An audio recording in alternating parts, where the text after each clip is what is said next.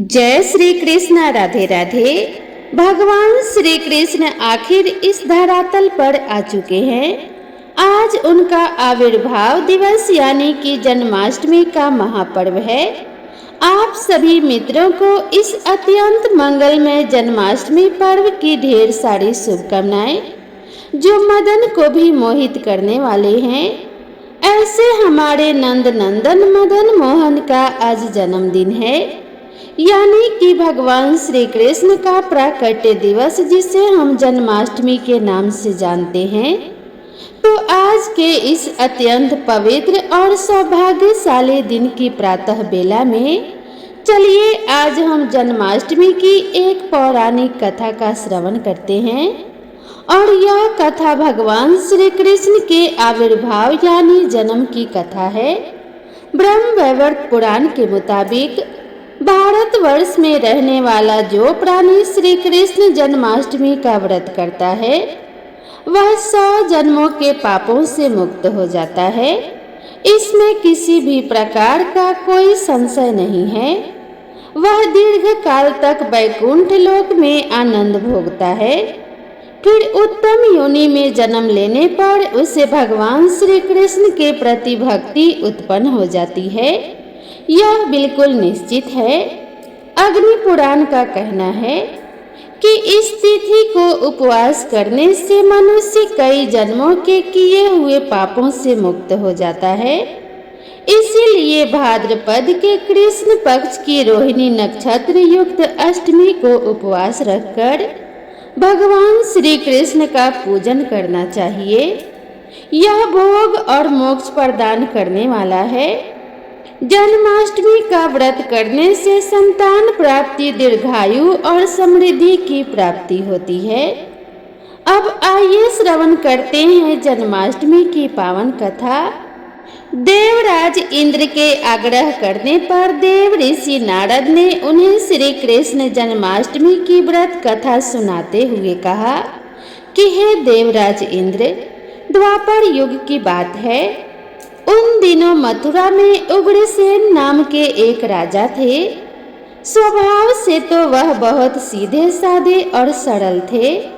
यही कारण था कि उनके पुत्र कंस ने ही उनका राज्य हड़प लिया और स्वयं मथुरा का राजा बन बैठा। कंस की एक बहन थी जिसका नाम था देवकी। कंस अपनी बहन देवकी से बहुत प्रेम करता था। देवकी का विवाह वासुदेव से तय हुआ। तो विवाह संपन्न होने के बाद कंस स्वयं ही रथ हाँकते हुए अपनी बहन को उसके ससुराल छोड़ने जाने के लिए तैयार हुआ। स्कंद पुराण के अनुसार जब वह अपनी बहन को छोड़ने के लिए जा रहा था, तभी एक आकाशवाणी हुई कि जिस बहन को तुम इतने स्नेह से विदा करने स्वयं ही जा रहे हो, उसी बहन का 8वां पुत्र कंस तेरा संहार करेगा। यह सुनते ही कंस क्रोधित हो गया तथा देवकी और वासुदेव को मारने के लिए जैसे ही आगे बढ़ा, तभी वासुदेव ने आगे बढ़कर कहा कि वह देवकी को कोई नुकसान न पहुंचाए। वह स्वयं ही देवकी की 8वीं संतान कंस को सौंप देगा। इसके बाद कंस ने वासुदेव और देवकी को मारने के बजाय कारागार में बंद कर दिया। कारागार में डालते ही देवकी ने कुछ समय के बाद 7 संतानों को जन्म दिया। कंस ने सभी को एक एक करके जमीन पर पटक कर मार दिया।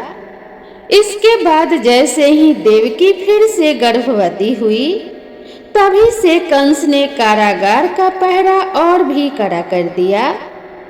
अब तो कंस को इतना भय लगने लगा कि उसने कारागार के भीतरी दरवाजों में भी बड़े बड़े मजबूत ताले लगवा दिए। दरवाजे के बाहर दैत्यों और राक्षसों को पहरेदारी के लिए नियुक्त कर दिया। कंस हर प्रकार से अपने प्राणों को बचाने का प्रयास कर रहा था। एक समय सिंह राशि के सूर्य में आकाश मंडल में जलाधारी मेघों ने अपना प्रभुत्व स्थापित किया भादो मास के कृष्ण पक्ष की अष्टमी तिथि को घनघोर अर्धरात्रि थी। उस समय चंद्रमा भी वृष राशि में था। रोहिणी नक्षत्र बुधवार के दिन सौभाग्य योग से संयुक्त चंद्रमा की आधी रात में उदय होने पर आधी रात के उत्तर एक घड़ी जब हो जाए तो श्रुति स्मृति पुराणोक्त फल निसंदेह प्राप्त होता है। इस प्रकार बताते हुए देव ऋषि नारद ने देवराज इंद्र से कहा, ऐसे विजय नामक शुभ मुहूर्त में श्री कृष्ण का जन्म हुआ और श्री कृष्ण के प्रभाव से उसी क्षण कारागार के दरवाजे अपने आप खुलते चले गए। द्वार पर पहरा देने वाले पहरेदार राक्षस सभी मूर्छित हो गए। देवकी ने उसी क्षण अपने पति वासुदेव से कहा कि हे स्वामी, आप निद्रा का त्याग कीजिए और मेरे इस 8वें पुत्र को गोकुल में ले जाइए। वहां इस पुत्र को नंदगोप की धर्म पत्नी यशोदा को दे दीजिए। उस समय यमुना जी अपने पूरे उफान पर थी। यमुना जी में भीषण बाढ़ आई हुई थी, किंतु जब वासुदेव जी बाल कृष्ण को एक सूप में लेकर यमुना जी को पार करने के लिए यमुना जी में उतरे तो उसी क्षण कान्हा जी के चरणों का स्पर्श होते ही यमुना जी अपने पूर्व स्थिर रूप में आ गई। किसी प्रकार वासुदेव जी गोकुल पहुँचे और नंद बाबा के घर में प्रवेश करके उन्होंने अपना पुत्र तत्काल उन्हें दे दिया। उस समय यशोदा मैया गहरी नींद में थी तो उन्होंने नवजात कन्या को उनके पास से उठाया और अपना पुत्र नवजात कन्या की जगह पर रख दिया और वापस मथुरा में लौट आए। प्रातः काल होने पर जब सभी राक्षस पहरेदार निद्रा से जागे तो कंस ने द्वारपालों से पूछा कि अब देवकी के गर्भ से क्या हुआ, इस बात का पता लगाकर मुझे बताओ। द्वारपालों ने कंस की आज्ञा को मानते हुए जब कारागार में जाके देखा तो वहां देवकी की गोद में एक कन्या थी, जिसे देखकर द्वारपालों ने तुरंत कंस को बताया। किंतु कंस को तो उस कन्या से भी भय होने लगा, इसीलिए वह स्वयं कारागार में गया और उसने देवकी की गोद से कन्या को छीन लिया और उसे एक पत्थर की चट्टान पर जैसे ही पटकने वाला था कि वह कन्या उसी क्षण श्री हरि की माया से आकाश की ओर चली गई और एक दिव्य ज्योति के रूप में बदल गई। उसने कंस से कहा कि हे दुष्ट, तुझे मारने वाला तो गोकुल में नंद बाबा के घर में उत्पन्न हो चुका है और उसी से तेरी मृत्यु भी सुनिश्चित है। मेरा नाम तो वैष्णवी है। मैं संसार के कर्ता भगवान विष्णु की माया से उत्पन्न हुई हूँ। ऐसा कहकर वह माया स्वर्ग की ओर चली गई। उस आकाशवाणी को सुनकर कंस क्रोधित हो उठा। उसने नंद बाबा के घर में पूतना राक्षसी को कृष्ण का वध करने के लिए भेजा, किंतु जब वह राक्षसी श्री कृष्ण को स्तनपान कराने लगी तो श्री कृष्ण ने उसके स्तनों से उसके प्राणों को ही खींच लिया और वह राक्षसी श्री कृष्ण कृष्ण कहते हुए मृत्यु को प्राप्त हो गई। जब कंस को पूतना की मृत्यु का समाचार मिला तो उसने कृष्ण का वध करने के लिए बारी बारी से केसी नामक दैत्य को अश्व के रूप में, उसके बाद अरिष्ट नामक दैत्य को बैल के रूप में भेजा, किंतु यह दोनों भी श्री कृष्ण के हाथों मृत्यु को प्राप्त हो गए। इसके बाद कंस ने कालख्य नामक दैत्य को कौवे के रूप में भेजा, किंतु वह भी श्री कृष्ण के हाथों मारा गया। अपने बलवान राक्षसों की मृत्यु के आघात से कंस अत्यधिक भयभीत हो गया। उसने द्वारपालों को आज्ञा दी कि नंद बाबा को तत्काल मेरे सामने उपस्थित किया जाए। द्वारपाल नंद बाबा को लेकर जब उपस्थित हुए तो कंस ने नंद बाबा से कहा, कि अगर तुम्हें अपने प्राणों को बचाना है तो पारिजात के पुष्प लेकर आओ।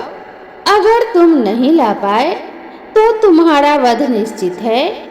कंस की बातों को सुनकर नंद जी ने ऐसा ही होगा कहा और ऐसा कहकर अपने घर की ओर चले गए। घर आकर उन्होंने सारा वृतांत अपनी पत्नी यशोदा जी को सुनाया, जिसे भगवान श्री कृष्ण भी सुन रहे थे।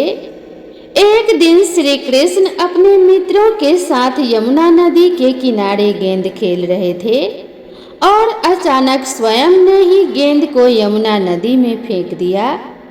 यमुना में गेंद फेंकने का मुख्य उद्देश्य यही था कि वे किसी भी प्रकार पारिजात पुष्पों को तोड़कर ले आए। इसीलिए वे एक कदम के वृक्ष पर चढ़कर यमुना में कूद पड़े। कान्हा जी के यमुना में कूदने का समाचार श्रीधर नामक गोपाल ने जाकर भागते हुए यशोदा मैया को सुनाया, जिसे सुनकर यशोदा मैया नंगे पांव ही दौड़ी दौड़ी चली आई और यमुना नदी के किनारे आ पहुंची। उन्होंने यमुना जी से प्रार्थना करते हुए कहा कि हे यमुना मैया, अगर मैं अपने बालक को देखूंगी तो भाद्रपद मास के रोहिणी युक्त अष्टमी का व्रत अवश्य करूंगी, क्योंकि दया दान सज्जन प्राणी ब्राह्मण कुल में जन्म, रोहिणी युक्त अष्टमी, गंगा जल एकादशी, गया श्राद्ध और रोहिणी व्रत, यह सभी अत्यंत दुर्लभ व्रत है। हजारों अश्वमेध यज्ञ, सहस्रों राजसूय यज्ञ, दान, तीर्थ और व्रत करने से भी जो फल प्राप्त होता है वह सब कृष्णाष्टमी के व्रत को करने से प्राप्त हो जाता है। यहाँ तक का वृतांत जानने के बाद देवराज इंद्र ने देव ऋषि नारद से कहा कि हे मुनियों में श्रेष्ठ देव ऋषि नारद, यमुना नदी में कूदने के बाद उन बाल रूपी श्री कृष्ण ने पाताल में जाकर फिर क्या किया, यह संपूर्ण वृतांत भी मुझे सुनाइए। देवराज इंद्र की बात सुनकर नारद जी कहने लगे, नारायण नारायण, हे इंद्र, पाताल में उस बालक से नागराज की पत्नी ने कहा कि तुम यहाँ पर क्या कर रहे हो, कहाँ से आए हो और यहाँ आने का तुम्हारा क्या प्रयोजन है। अगर तुम्हें कुछ चाहिए तो यह कंगन, मुकुट और मणियों का हार लेकर अपने घर वापस चले जाओ, क्योंकि इस समय मेरे स्वामी शयन कर रहे हैं। अगर वे उठ गए तो फिर तुम्हें डस लेंगे। नाग पत्नी की बातें सुनकर श्री कृष्ण कहने लगे कि हे कांते, मैं किस प्रयोजन से यहाँ आया हूँ वह वृतांत भी मैं तुम्हें सुनाता हूँ। समझ लो, मैं कालिया नाग के मस्तक को कंस के साथ दीत में हार चुका हूँ और वही लेने मैं यहाँ आया हूँ। बालक कृष्ण की इस बात को सुनकर नागपत्नी अत्यंत क्रोधित हो उठी और अपने सोए हुए पति को उठाते हुए कहने लगी कि हे स्वामी, आपके घर यह शत्रु आया है, इसीलिए अब आप इसका हनन कीजिए। अपनी स्वामिनी की बात सुनकर कालिया नाग अपनी निद्रा को त्याग कर जाग उठा और बाल कृष्ण से युद्ध करने लगा। कुछ देर तक युद्ध करने के बाद श्री कृष्ण ने कालिया नाग को इस युद्ध में पराजित कर दिया। अब कालिया नाग ने भी भली भांति जान लिया कि मैं जिनसे युद्ध कर रहा हूँ वे तो साक्षात भगवान श्री हरि विष्णु के अवतार श्री कृष्ण ही हैं। इसीलिए श्री कृष्ण के चरणों में साष्टांग प्रणाम किया और पारिजात से उत्पन्न बहुत से पुष्पों को मुकुट में रखकर श्री कृष्ण को भेंट में दे दिया।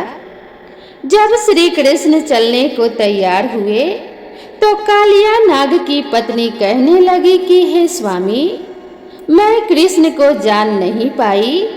हे जनार्दन, मंत्र रहित, क्रिया रहित, भक्ति भाव रहित मेरी रक्षा कीजिए। हे प्रभु, मेरे स्वामी मुझे वापस दे दीजिए। तब श्री कृष्ण कहने लगे कि हे सर्पिणी, दैत्यों में जो सबसे बलवान है उस कंस के सामने मैं तेरे पति को ले जाकर छोड़ दूंगा, नहीं तो तुम अपने घर को चले जाओ।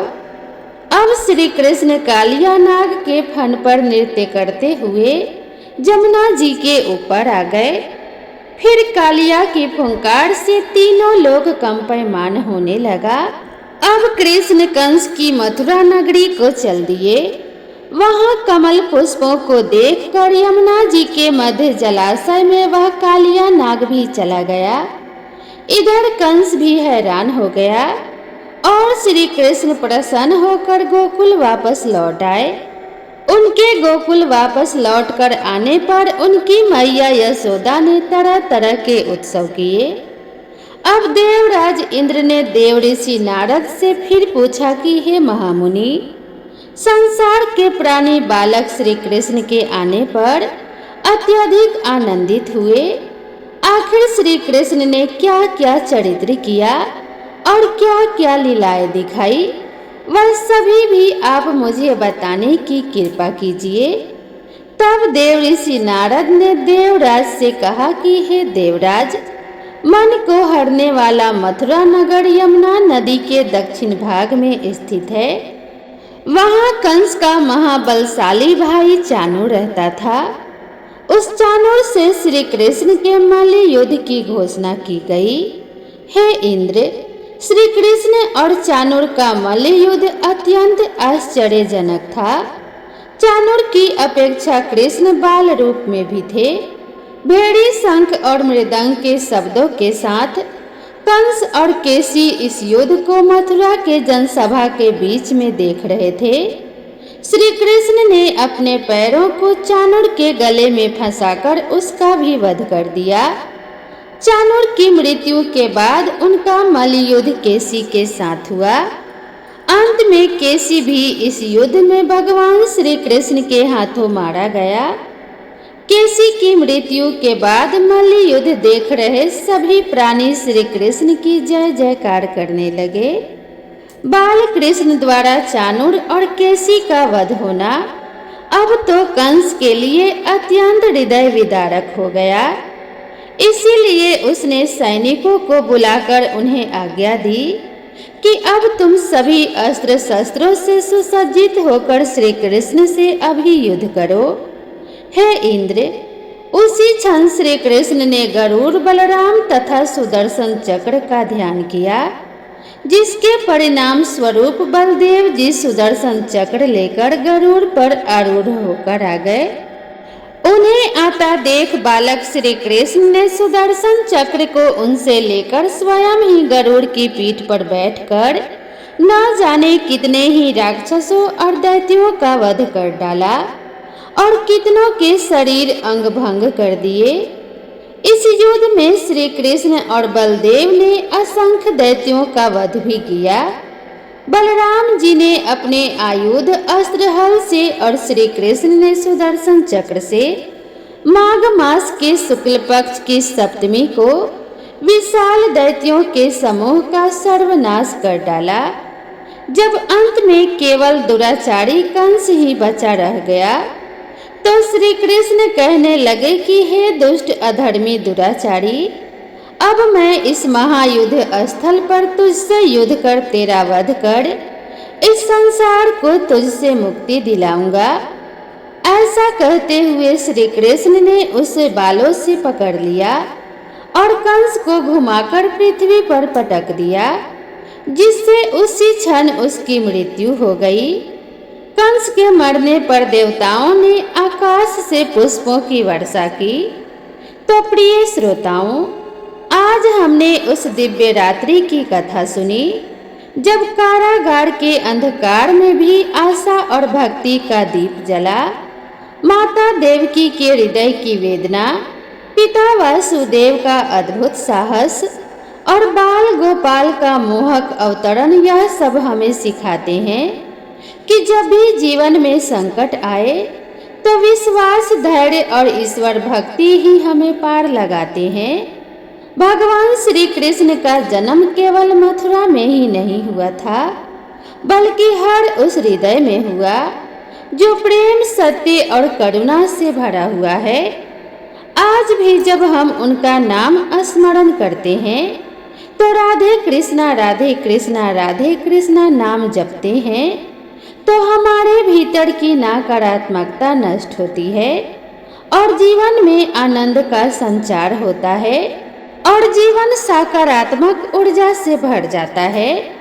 तो भगवान श्री कृष्ण के चरणों का ध्यान करते हुए हम यही प्रार्थना करें कि हमारे जीवन में सदैव धर्म का प्रकाश फैला रहे, प्रेम का प्रवाह और भक्ति का अमृत बहता रहे, सभी के घर आंगन में सुख शांति और समृद्धि का वास हो और भगवान श्री कृष्ण के वंशी का मधुर धुन आपके और हमारे जीवन को आनंदमय बनाता रहे। तो एक बार प्रेम से बोलिए भगवान श्री कृष्ण की जय। जय श्री कृष्णा राधे राधे। अब आइए अंत में श्रवण करते हैं भगवान श्री कृष्ण और मैया यशोदा की अलौकिक कथा, जिसे सुनने मात्र से सभी प्रकार के संकटों का नाश होता है और माता और पुत्र के प्रेम में वृद्धि होती है। एक बार मैया यशोदा प्रभु श्री कृष्ण जी के उलाहनों से तंग आ गई और छड़ी लेकर श्री कृष्ण की ओर दौड़ी। जब प्रभु ने अपनी मैया को क्रोध में देखा तो वह अपना बचाव करने के लिए भागने लगे। भागते भागते श्री कृष्ण एक कुम्हार के घर में पहुंचे। कुम्हार तो अपनी मिट्टी के घड़े बनाने में व्यस्त था, लेकिन जैसे ही कुम्हार ने श्री कृष्ण को देखा तो वह बहुत प्रसन्न हुआ। कुम्हार जानता था कि श्री कृष्ण साक्षात परमेश्वर हैं। तब प्रभु ने कुम्हार से कहा कि कुम्हार जी, आज मेरी मैया मुझ पर बहुत क्रोधित है। मैया छड़ी लेकर मेरे पीछे आ रही है। भैया आप मुझे कहीं छुपा लो। तब कुम्हार ने श्री कृष्ण को एक बड़े से मटके के नीचे छिपा दिया। कुछ ही क्षणों में मैया यशोदा भी वहां आ गई और कुम्हार से पूछने लगी, क्यों रे कुम्हार, तूने मेरे कन्हैया को कहीं देखा है क्या? कुम्हार ने कहा कि नहीं मैया, मैंने कन्हैया को नहीं देखा। श्री कृष्ण ये सारी बातें बड़े घड़े के नीचे छिपकर सुन रहे थे। मैया तो वहां से चली गई। अब प्रभु श्री कृष्ण कुम्हार से कहते हैं, कुम्हार जी, यदि मैया चली गई हो तो मुझे इस घड़े से बाहर निकाल दो। श्री कृष्ण भगवान की बात सुनकर कुम्हार बोला कि ऐसे नहीं प्रभु जी, पहले मुझे 84 लाख योनियों के बंधन से मुक्त करने का वचन दो। भगवान मुस्कुराए और बोले कि ठीक है, मैं तुम्हें 84 लाख योनियों से मुक्त होने का वचन देता हूँ। अब तो तुम मुझे बाहर निकाल दो। कुम्हार कहने लगा, मुझे अकेले नहीं प्रभु जी, मेरे पूरे परिवार के सभी लोगों को भी 84 लाख योनियों के बंधन से मुक्त होने का वचन दो, तो ही मैं आपको इस घड़े से बाहर निकालूंगा। प्रभु जी कहते हैं कि चलो ठीक है, उनको भी 84 लाख योनियों के बंधन से मुक्त होने का मैं वचन देता हूँ। अब तो मुझे इस घड़े से बाहर निकाल दो। अब कुम्हार कहता है कि बस प्रभु जी, एक विनती और है, उसे भी पूरा करने का वचन दे दो तो मैं आपको घड़े से बाहर निकाल दूंगा। भगवान बोले, वो भी बता दे क्या कहना चाहते हो। कुम्हार कहने लगा, प्रभु जी, जिस घड़े के नीचे आप छुपे हो उसकी मिट्टी मेरे बैलों के ऊपर लाद के लाई गई है। मेरे इन बैलों को भी 84 के बंधन से मुक्त करने का वचन दो। भगवान ने कुम्हार के प्रेम पर प्रसन्न होकर उन बैलों को भी 84 के बंधन से मुक्त कर दिया। प्रभु बोले, अब तो तुम्हारी सारी इच्छाएं पूरी हो गई, अब तो मुझे इस घड़े से बाहर निकाल दो। तब कुम्हार कहता है कि नहीं भगवान, बस एक अंतिम इच्छा अभी अधूरी है, उसे भी पूरा कर दीजिए। और वो ये है कि जो भी प्राणी हम दोनों के बीच के इस संवाद को सुनेगा उसे भी आप 84 लाख योनियों के बंधन से मुक्त करोगे। बस यही एक वचन दे दो तो मैं आपको इस घड़े से बाहर निकाल दूंगा। कुम्हार की प्रेम भरी बातों को सुनकर भगवान श्री कृष्ण बहुत खुश हुए और कुम्हार की इस इच्छा को भी पूरा करने का वचन दिया। फिर कुम्हार ने बाल श्री कृष्ण को घड़े से बाहर निकाल दिया और उनके चरणों में गिरकर साष्टांग प्रणाम किया। प्रभु जी के चरण धोए और चरणामृत पिया। अपनी पूरी झोपड़ी में चरणामृत का छिड़काव किया और प्रभु जी के गले लगकर इतना रोया कि प्रभु में ही विलीन हो गए। जरा सोच कर देखिए, जो बाल श्री कृष्ण 7 कोस लंबे चौड़े गोवर्धन पर्वत को अपनी छोटी उंगली पर उठा सकते हैं, तो क्या वो एक घड़ा नहीं उठा सकते थे? लेकिन बिना प्रेम रिझे नहीं नटवर नंद किशोर, कोई कितना भी यज्ञ करे, अनुष्ठान करे, कितना भी दान करे, चाहे कितनी भी भक्ति करे, लेकिन जब तक मन में प्राणी मात्र के लिए प्रेम नहीं होगा, प्रभु श्री कृष्ण मिल नहीं सकते। तो प्रेम से बोलिए जय श्री कृष्णा, राधे राधे। अब आइए श्रवण करते हैं दूसरी कहानी, जिसे सुनने मात्र से सुख समृद्धि की प्राप्ति होती है और भगवान श्री कृष्ण का आशीर्वाद प्राप्त होता है। सुदामा, जो कि भगवान श्री कृष्ण के खास और प्रिय मित्र थे, भगवान श्री कृष्ण और सुदामा की मित्रता एक मिसाल थी।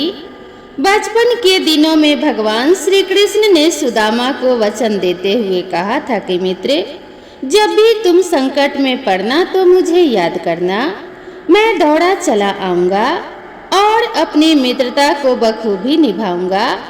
इस तरह बाल्यकाल में कृष्ण, बलराम और सुदामा एक साथ पढ़ते हुए बड़े हो गए।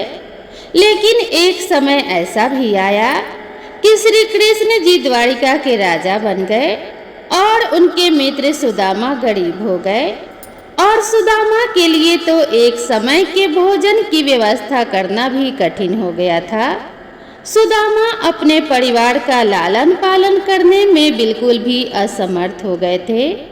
तब सुदामा की पत्नी सुशीला ने सुदामा से कहा कि हे स्वामी, आप अपने मित्र श्री कृष्ण जी के पास जाओ, शायद वह आपकी कुछ मदद कर दे।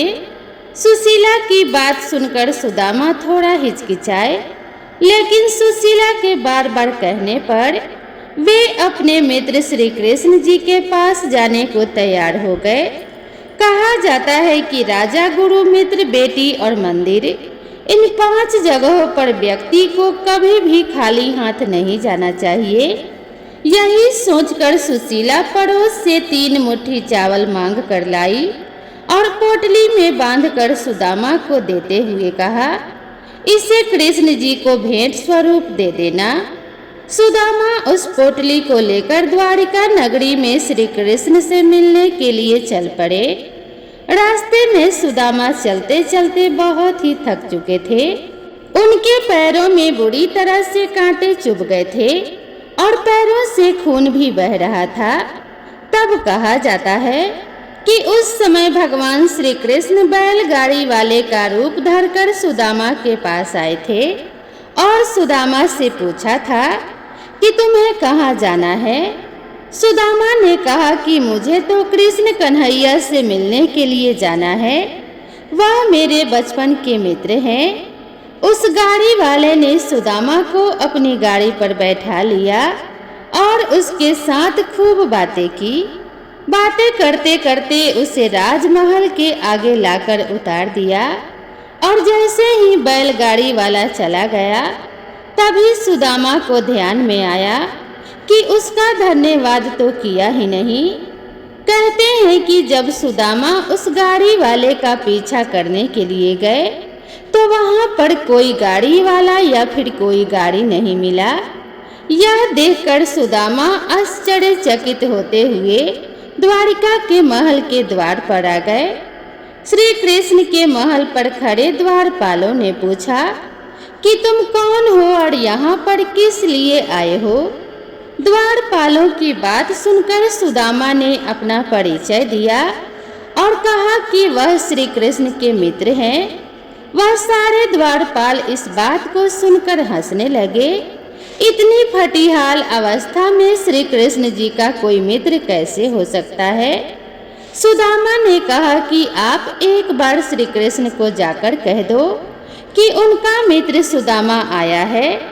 तो सुदामा के कहे अनुसार द्वारपाल ने भीतर जाकर श्री कृष्ण को संदेश दिया कि बाहर कोई सुदामा नाम का आदमी आया है और वह आपसे मिलना चाहता है। यह सुनकर श्री कृष्ण की खुशी का कोई ठिकाना नहीं रहा और वह दौड़ते हुए महल के द्वार पर आ पहुँचे और सुदामा को देखते ही उसे गले से लगा लिया।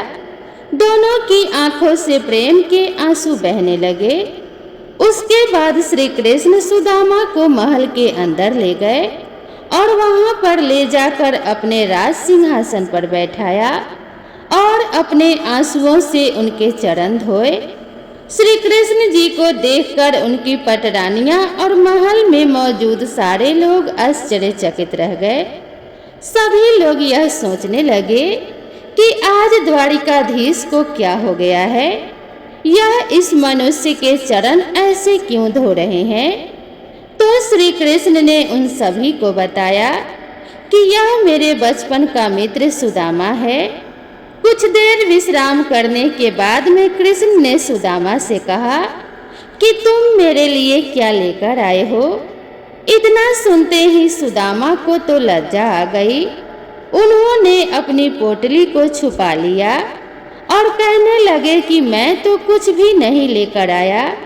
भगवान श्री कृष्ण कहने लगे कि क्यों झूठ बोलते हो। क्या आज भी तुम बचपन की तरह मेरे हिस्से के चावल खाना चाहते हो। यह कहते हुए श्री कृष्ण ने खुद सुदामा की वह पोटली ले ली और वह चावल खाने लगे। जैसे ही कृष्ण ने एक मुट्ठी चावल खाए तो इसके बदले में उन्होंने सुदामा को एक लोक की संपत्ति दे दी। उसके बाद में कृष्ण ने दूसरी मुट्ठी के चावल खाए तो सुदामा को तीसरे लोक की संपत्ति दे दी। लेकिन जब श्री कृष्ण तीसरी मुट्ठी का चावल खाने जा रहे थे तो रुक्मिणी ने उन्हें यह कहते हुए रोक दिया कि प्रभु, यदि आप तीनों लोकों की संपत्ति उन्हें दे दोगे तो अन्य सब जीव और देवता कहाँ जाएंगे। रुक्मिणी की बात सुनकर कृष्ण जी चावल खाने से रुक गए। फिर कुछ दिनों तक सुदामा जी श्री कृष्ण जी के यहाँ पर ही रहे। दोनों दोस्त खूब बातें करते और खूब मस्ती करते। कृष्ण कन्हैया और सुदामा को ऐसे लगता जैसे उनके बचपन के दिन लौट आए हो। कई दिनों बाद श्री कृष्ण ने सुदामा को बड़े ही प्रेम पूर्वक उनके घर के लिए रवाना कर दिया। तो प्रेम से बोलिए श्री कृष्ण कन्हैया की जय। तो दोस्तों, आप सभी को अगर यह वीडियो जरा भी पसंद आई हो तो प्रेम से और श्रद्धा पूर्वक भगवान श्री कृष्ण का स्मरण करते हुए कमेंट बॉक्स में जय श्री कृष्ण जरूर लिखें। वीडियो पसंद आई हो तो इसे एक लाइक जरूर करें और साथ ही इसे अपने सभी परिवार और मित्रों के साथ भी शेयर करें। तो दोस्तों, भगवान श्री कृष्ण और राधा रानी की कृपा आप सभी भक्तों पर बनी रहे। आपके घर में अन्न के भंडार भरे रहें। इसी मंगल कामना के साथ आप सभी से विदा लेते हैं। मिलते हैं इसी तरह की नई कथा और नई कहानी के साथ। तब तक के लिए राधे राधे।